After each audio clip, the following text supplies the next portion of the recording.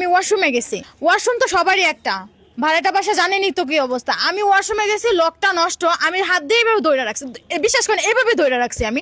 সে এসে ঠাস করে দরজা ধাক্কা দিছে, তাহলে পুরোটা দরজা খুলে যাবে না? আমি তো একটা মেয়ে মানুষ, সে ছেলে মানুষ কিভাবে ওইখানে ঢুকলো? তার কি লজ্জা শরম না? সে কি একটা কাশুন দিতে বলো এভাবে করে কাশতে পারতো?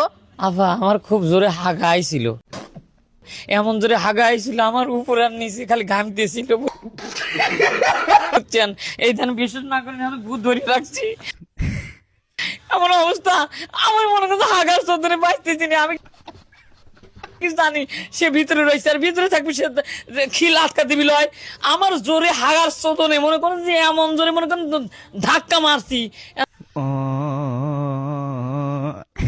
ধাক্কা খায় দেখি যে জিনিস দেখিনি কোনোদিন সে জিনিস দেখে ফেলাইছি। দেখে ফেলার পর আমি হ্যাং হয়ে গেছি। আমি হাঁকবই না, দেখবো কোন পালে যাবো, গু আটকে রয়েছে। এই দেন আমাকে একটু হাঁকবে।